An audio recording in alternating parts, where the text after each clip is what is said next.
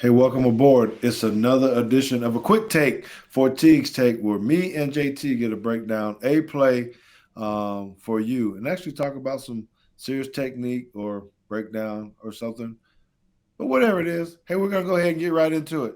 We got another play. We got a defensive play that I want you to see, right? And there are some technique things here. This is a great lineup, great system. So you can't really tell necessarily if this is a zone or a man coverage by our defense because we line up like this a lot of times. All right. So what me and JT want to hit on this time is I need for you to look at Caleb Downs. He's actually 10 yards off the slot receiver, which is down here at the bottom. Yep, he's sitting on the hash. Yeah, sitting on the hash. So it's kind of hard to play the slot in man to man 10 yards away. Would you agree or disagree with No, I agree, and I ask our safeties to do it all the time.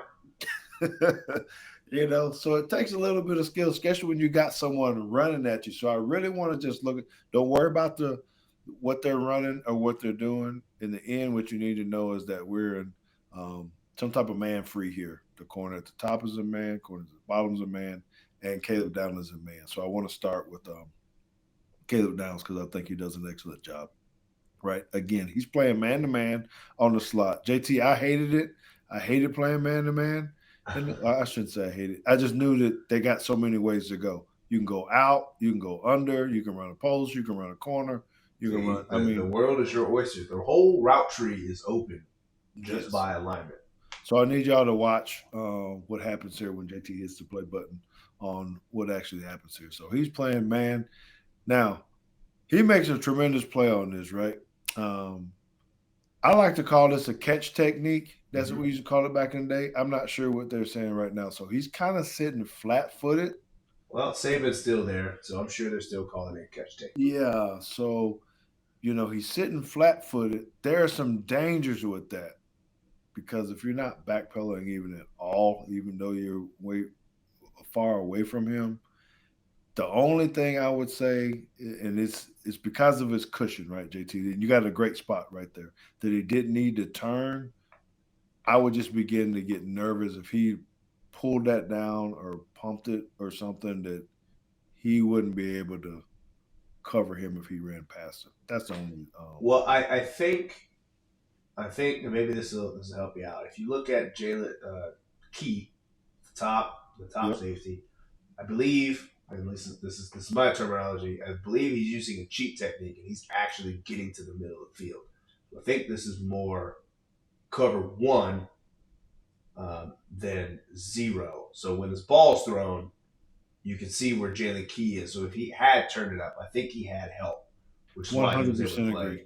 One play hundred percent catch agree. technique. And I think I was more so of the corner route. If he sticks him, stems any. Uh,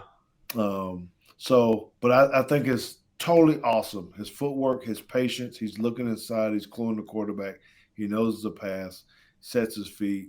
It's a great break. It's not pass interference. I think a lot of people said, we're thinking about it. I think it's great coverage um, by him. So I only want to touch on one other piece. If you stop right there, if you look up top, Kool Aid press technique, right? So we're always talking about offhand jams. That means which hand do you actually jam with, right? If he goes to his right, to Kool Aid's right, he should jam with the left hand. mhm. If he was to go the other way, it'd be the opposite hand. So if you let it go for a second, look at that. Left hand, jab, quick jab. Hey, can we get some props for the man actually hitting the button right there to stop and get that frame? You know how hard this is. Uh, That's right. So I think there are different ways to jam. There are motor techniques where you move your feet and you go backwards. Your motor open at 45. There's a quick jam, which kind of looks more like this, right? Where you're stepping with the same foot, same hand. A lot of times you don't want to do that because if you get slapped by if that receiver, you got to be accurate, is what I'm saying. You got to be really good to use this technique because if he was the receiver knocked his left hand down and his left foot was forward, he's going to get beat inside.